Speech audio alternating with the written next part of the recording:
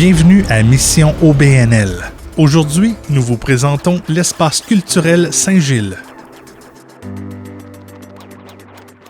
Moi, je viens d'une famille de musiciens. Mes deux parents sont musiciens. Ils s'étaient rencontrés au conservatoire de musique.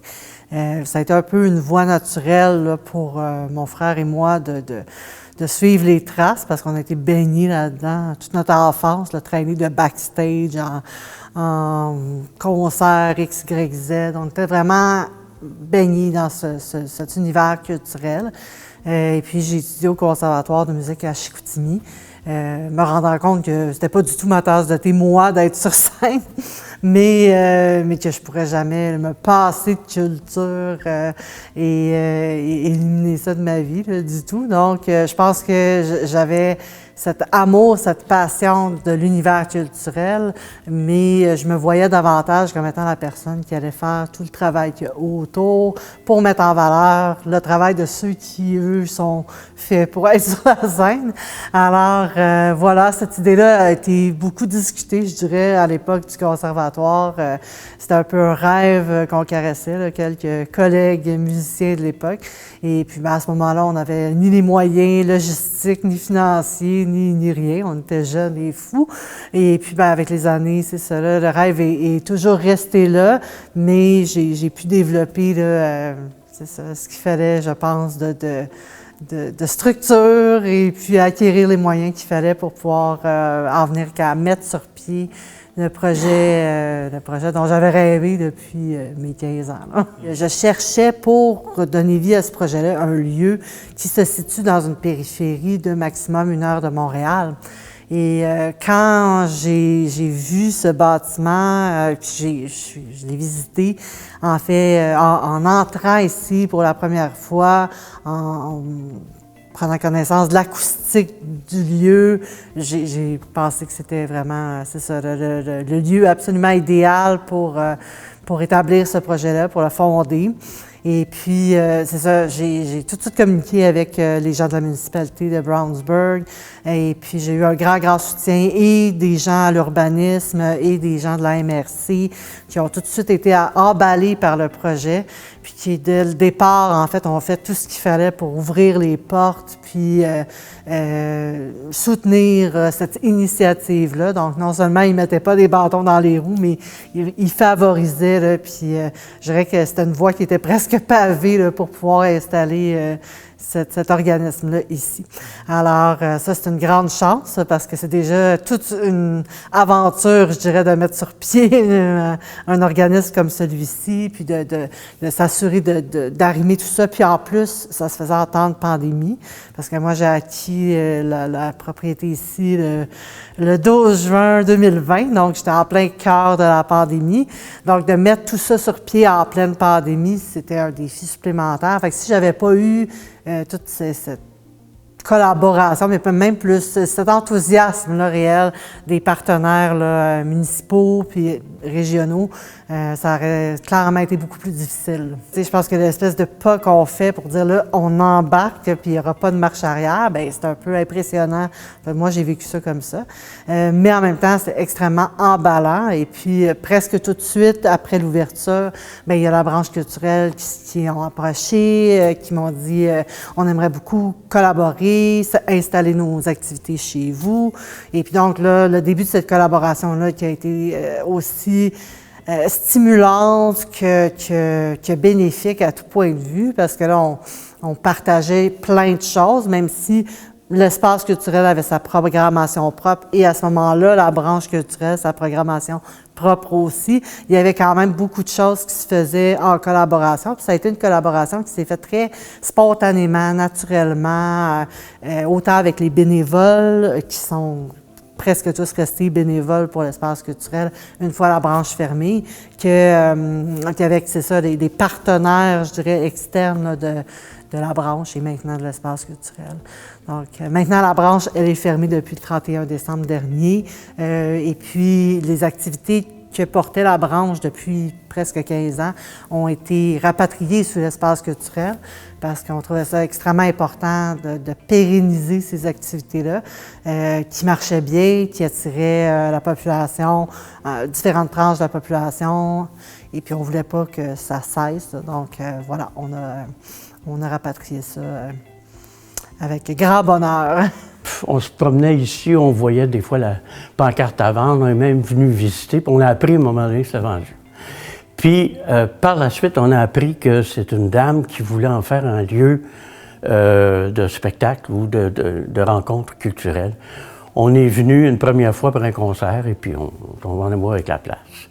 Et on a décidé de s'impliquer. Auparavant, je faisais partie d'un organisme qui s'appelait la branche culturelle.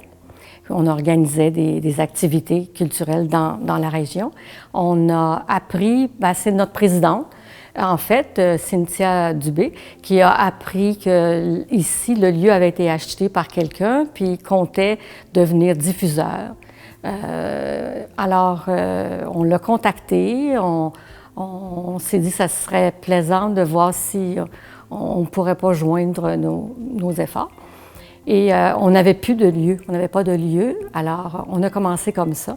Et puis après, est venue la décision que ça serait aussi bien qu'il y ait un seul organisme.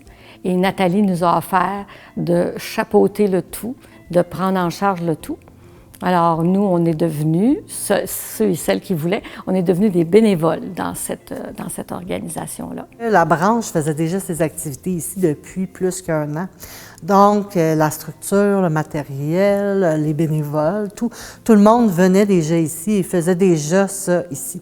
Donc, ça a été plus une transition, je dirais, administrative, là, parce que là, bon, la branche fermait ses portes, puis il fallait transférer administrativement les choses sous l'espace culturel. Mais comme tout le monde est resté, dans le fond, on s'est parlé, puis on a décidé d'exercer la transition la plus smooth possible, je dirais, là, pour tous, là, c'est-à-dire de regarder tranquillement qu'est-ce qu'on garde pas, vers où on se dirige, comment c'est possible de garder le plus de ce qui a été fait, parce que l'idée, c'était de rapatrier ça pour que tout ce qui avait été construit dans ces 15 années-là ne meure pas avec l'organisme. C'est de garder ça en vie le plus possible. Donc, voilà, c'est ce qu'on a tenté de faire, mais ça s'est passé, je dirais, de manière fluide. Je me dis, je donne un coup de pouce à Nathalie qui commence cette aventure-là, puis ça me fait plaisir, puis c'est comme dire, j'aurais fait ma part dans la diffusion de la culture dans la région, puis même à apporter des fois des éléments de culture nouveaux. Comme ici, on s'occupe de cinéma, on fait un ciné-club, on s'occupe de café canopé, on fait des activités, les gens peuvent participer et tout ça, on fait du théâtre, mais il y a aussi, il y a surtout de très beaux concerts de musique classique et de jazz. Concerts qu'on n'a pas, sinon d'aller à Montréal avec des artistes de calibre internationaux, bien souvent, qu'on n'aurait pas la possibilité d'écouter. Alors, c'est ça que ça m'apporte, c'est à peu de distance de chez moi, à 15 minutes, puis je suis rendue. Et dans un décor champêtre, parce que l'édifice est magnifique, à l'extérieur comme à l'intérieur. J'ai l'impression de participer à quelque chose de plus grand que moi. Ça fait toujours plaisir. C'est un bâtiment patrimonial de la région, donc il est cité au patrimoine par la MRC d'Argenteuil. C'est une église qui a été bâtie en 1830, église méthodiste presbytérienne, construite par les loyalistes. Et donc, c'est ça, ça a été une église, en fait, très peu de temps. Parce qu'au moment où ça a été construit, en 1830, bon, c'était la paroisse ici à Cushing, Cushing étant un secteur de Brownsburg-Chatham. Et à ce moment-là, il y avait le Front of Chatham, parce que c'était la portion là, de Cushing donnant justement sur la rivière des Outaouais.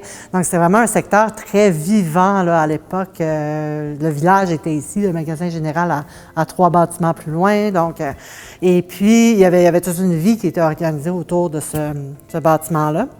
Mais 6 ans après la construction, il y a 2 paroisses qui ont fusionné et ont transféré les activités religieuses à l'église Saint-Mungo, qui est un peu plus loin sur la route des Outaouais. Et donc, ce bâtiment-là, après, a été occupé par plusieurs personnes à travers les décennies et les siècles, parce que ça a même presque 200 ans maintenant. Et puis, donc, a occupé différentes fonctions. Mais ce que j'ai réalisé, puis ce que je réalise encore, même il y a quelques jours, il y a une dame qui est arrivée ici et qui m'a offert plein de documents, de photos d'archives de l'époque où il y avait une madame qui s'appelait Madame Douglas, qui était une richissime dame qui faisait partie d'une famille ayant eu des affaires très prospères là, ici. En fait, son père était un entrepreneur à la chute et qui est décédé au début des années 1900. Et puis elle, donc, a élu domicile dans les années 20 ici et a vécu ici plus de 50 ans. Et elle organisait des bals, en fait, puis dans les documents qui m'ont été remis, on voyait des carnets d'invitation de bals. Et le premier Noël où j'ai été ici, il y avait une dame qui habite plus loin sur la route des Outaouais, qui est une dame âgée qui a connu l'époque de ces bals-là et qui m'a envoyé une carte postale disant « Merci d'avoir ramené la musique dans le hall », parce qu'ils appelaient ça à cette époque-là le hall de Cushing. Donc, je pense qu'il y a plusieurs personnes dans le secteur, particulièrement les personnes qui sont un peu plus âgées, qui ont connu cette vie-là un peu particulière de cet édifice patrimonial qui a été notamment mis en valeur par cette dame qui était particulièrement aisée et très férue de culture. On a retrouvé des documents là, qui démontraient qu'elle faisait venir des pièces d'art de Chine, d'Inde, d'Angleterre, de France. Donc en 1920, c'était comme pas si courant non plus. Alors, elle a habité cet endroit-là avec la culture durant plusieurs années et elle invitait les gens à venir partager ça.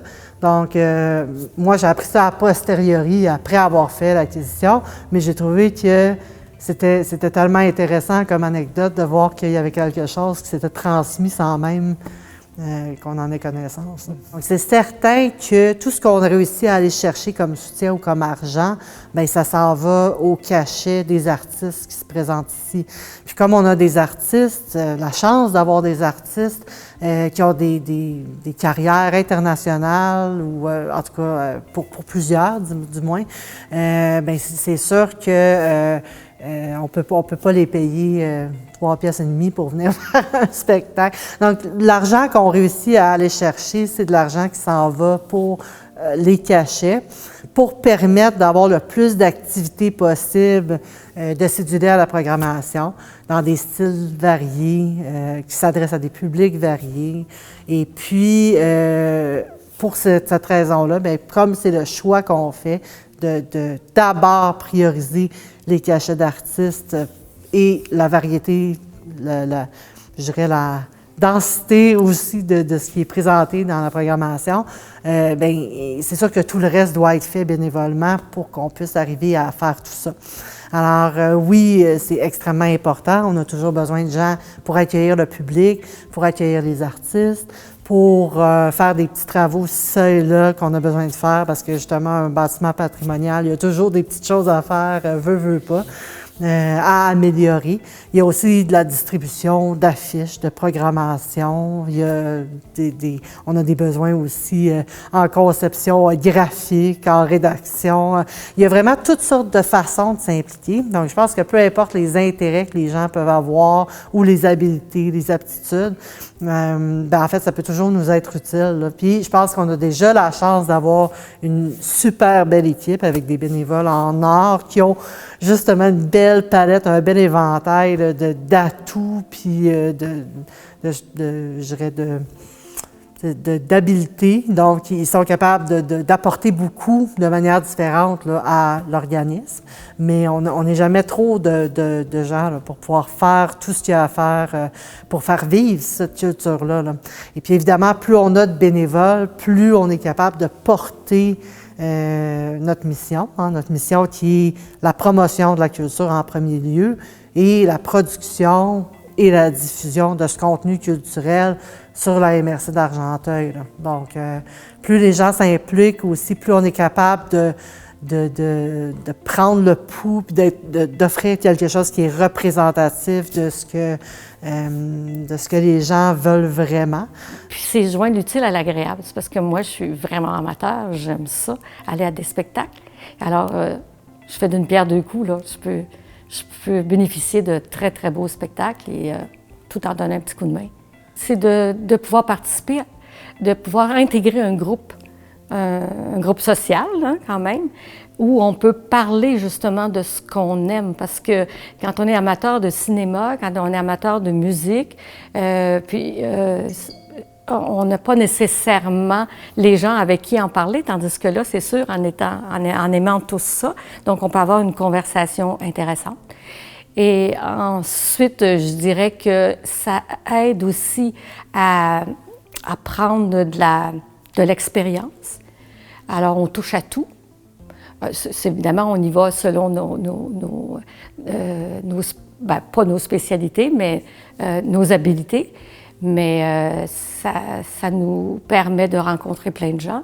Ça nous permet de voir à quoi ça correspond, là aussi, organiser des activités culturelles. Alors, je dirais que c'est un plaisir, là, de travailler avec un groupe comme ça. Non, le bénévolat, c'est important. Et moi, mon rôle ici, en fait, j'en ai pas de rôle, sinon que avec la branche culturelle, j'animais les discussions après les films de notre ciné-club. J'ai repris la même job. J'anime les discussions. Ma blonde présente les films et la discussion dure peut-être 20 minutes, une demi-heure après le film. Ça nous permet de voir des films qui sont pas c'est pas le ciné-club comme autrefois, là, des films d'art et d'essai en suédois que tu comprends rien. Ça peut être un film suédois, mais on les présente en version originale, sous-titrée. Ça peut être des films américains, pas de problème. Mais la caractéristique, c'est qu'on veut que ce soit des films qui n'ont pas eu une vie très longue en salle. Et les salles ici, dans la région, ben t'avais Grenville, mais ça c'est plus là. T'as encore Saint-Jérôme, t'as Saint-Eustache, that's it. Ça veut dire qu'à chaque fois que tu sors à aller au cinéma, tu fais du millage. Et c'est généralement pour des blockbusters, ce qui n'est pas nécessairement ce qui nous intéresse tout le temps. C'est le fun, une fois de temps en temps, mais pas tout le temps.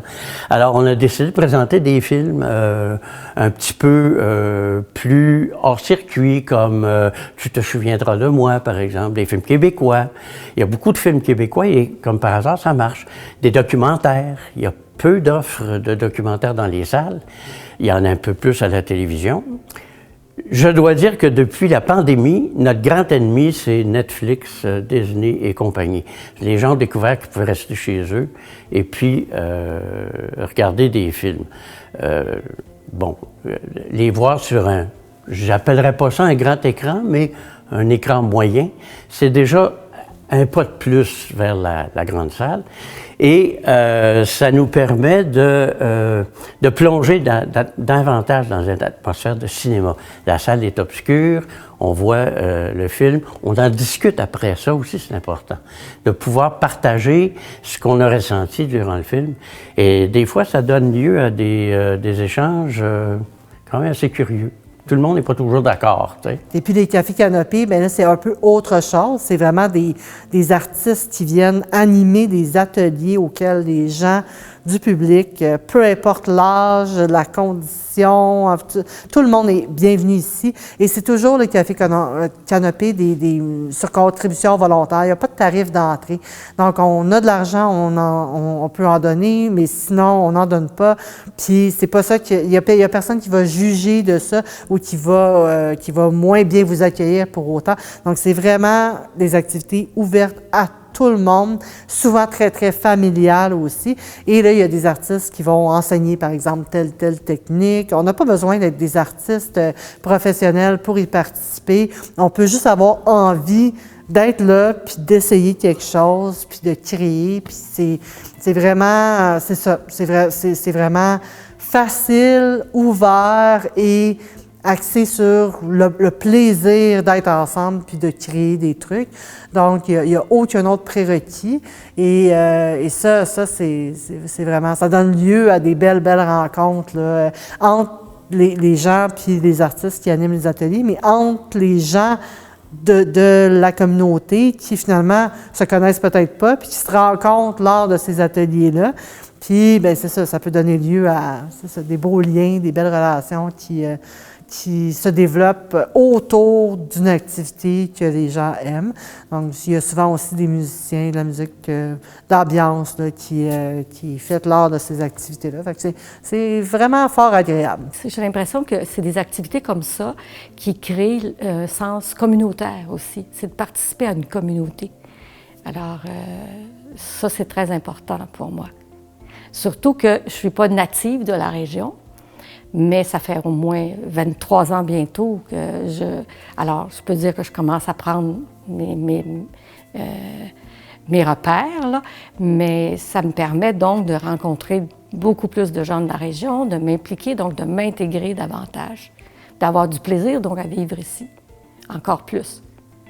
Parce que quand on choisit un lieu de vie, c'est pas nécessairement juste une maison, un petit terrain, puis un petit jardin. C'est pouvoir sortir, c'est pouvoir alimenter ses goûts.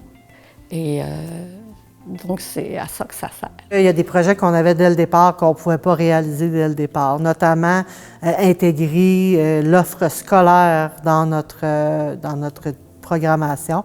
Donc là, on commence tout juste avec du théâtre de marionnettes qui va être présenté dès ce mois-ci dans les milieux scolaires. Ça me permet, moi, personnellement, comme auteur, comme écrivain, de m'exprimer.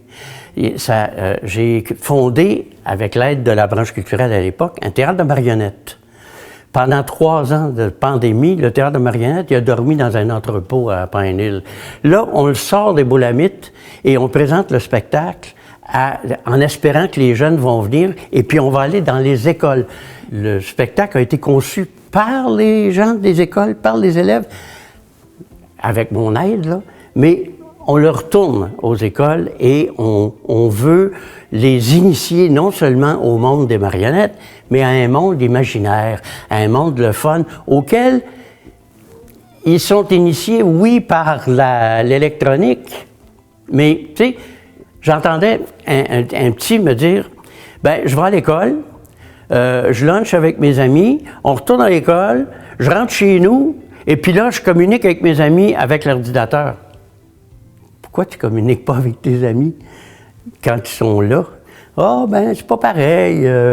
OK, fine. Fait qu'ils jouent à s'entretuer sur leur ordinateur, puis c'est correct de même. Mais là, on leur offre une chance de bénéficier d'un spectacle qui est fait pour eux, live.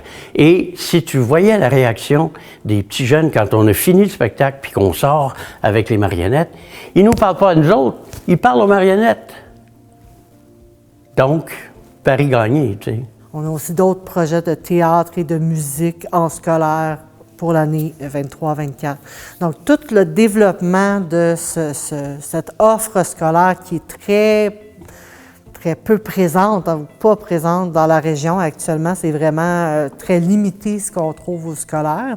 Et puis, ce qu'on s'est fait dire, c'est que les gens au scolaire trouvaient ça déplorable de devoir se déplacer et amener si loin les élèves pour aller assister à des manifestations culturelles.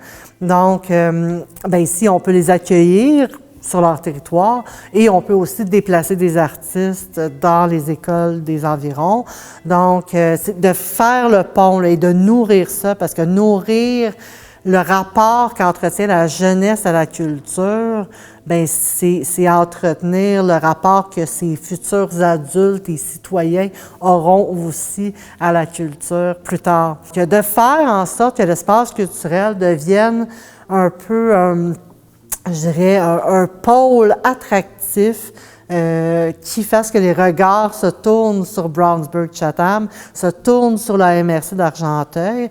Et puis, il ne faut pas oublier que quand les gens viennent ici pour un spectacle, bien, ils vont souvent aller au restaurant avant, ils vont souvent aller passer la journée ou même le week-end dans la MRC parce qu'ils se disent « Ah, tiens, je vais aller découvrir, tant qu'à me déplacer pour quelques heures pour aller voir un spectacle, bien, on va coucher là puis on va rester faire d'autres activités. » Donc, pour nous, c'est l'occasion d'être un peu un pivot. Donc, c'est une façon aussi vraiment de faire découvrir pas que notre offre ici, mais aussi l'ensemble de ce qui se fait sur le territoire. Et ça s'inscrit dans un projet. En fait, nous, on est associés, en fait, on fait partie d'un circuit qui s'appelle la Route des concerts, qui se veut un peu un circuit de diffuseurs musicaux, comme on a la Route des vins ou la Route des fromages, mais c'est un circuit de petits diffuseurs qui, comme ici, ont vraiment des caractéristiques particulières, patrimoniales ou des répertoires particuliers et qui présentent donc un pourcentage de leur offre est en musique classique. Donc, c'est pas des diffuseurs qui sont exclusivement en musique classique, mais qui ont au moins un pourcentage de leur offre qui l'est. Et à ce moment-là, bien, ils peuvent se monter des circuits ou choisir des itinéraires qui sont proposés par la Route des concerts. Les gens peuvent comme ça découvrir non seulement des lieux, des artistes, mais aussi des régions. Et en ce moment, c'est sûr qu'on a du soutien là, de Ville de Brownsburg-Chatham et de la MRC, là, qui, comme je le dis, ont été vraiment les premiers à soutenir l'initiative là, dès le tout début. C'est sûr qu'il est certain que les coûts de fonctionnement d'un projet comme celui-là ne peuvent pas se limiter à ça. Là. Ça prend d'autres fonds. Donc, on est allé chercher des commanditaires. Et donc, dans les 6 derniers mois, on a été chercher Hydro-Québec, qui est devenu commanditaire là, de notre programmation annuelle. On est allé chercher les Caisses des Jardins aussi. Donc, plus ça va, plus les gens voient aussi qu'est-ce qu'on a fait. Donc, se disent, ah, ben finalement, c'est un projet qui est intéressant. Puis oui, on a le goût d'investir dans ce projet-là. Donc, on a des collaborations aussi qui ne sont pas nécessairement financières, mais qui peuvent être des échanges de services là, avec des partenaires, Télé-Québec, la Fabrique culturelle. Donc, il y a toutes sortes de choses là, qui sont en place. Et puis, ben, les gens, en fait, peuvent aussi devenir membres de l'espace culturel. Donc, pour 30 $ par année, ils peuvent acheter une carte de membre qui leur donne des rabais à chaque fois qu'ils viennent pour un ciné-club ou pour un spectacle, tout ça. Mais nous, ça nous aide. Toutes ces petites choses-là, en fait, finalement, nous aident à obtenir là, ce qu'il faut pour justement payer les cachets, engager des techniciens de son, de lumière là, qui sont des professionnels et puis développer. Le profil de la population a changé. Il y a eu un afflux de gens de Montréal, de la ville en général. Alors les gens viennent ici, mais qu'est-ce qu'ils veulent? Ils veulent reproduire dans les régions ce qu'ils ont trouvé à Montréal, une abondance de spectacles, de films, de toutes sortes d'affaires. Mais au fur et à mesure que la population va grandir, de pouvoir augmenter l'offre culturelle et les autres offres, de telle sorte que vivre en ville ou vivre ici, il n'y aura plus grande différence. Sinon, le prix de l'essence pour se rendre travailler en ville. Plus les gens viennent, plus ils en parlent, là, plus ils vont voir, là, ils vont entendre parler de la qualité de ce qui se fait ici. Puis, déjà, il y a un bon noyau là, qui participe, puis on veut évidemment l'agrandir de plus en plus. Puis s'il y a d'autres bénévoles, bien, on est toujours prêts à les accueillir aussi. J'espère qu'on arrivera de plus en plus à offrir ce que les gens recherche, à venir vraiment leur offrir une diversité culturelle qui soit celle qui est recherchée. Donc voilà, c'est un peu ce que je souhaite pour l'avenir de l'espace culturel. Pour voir ou revoir cette émission, vous pouvez consulter notre site Internet. Si vous voulez faire connaître votre organisme et participer aux prochains enregistrements de l'émission, contactez-nous.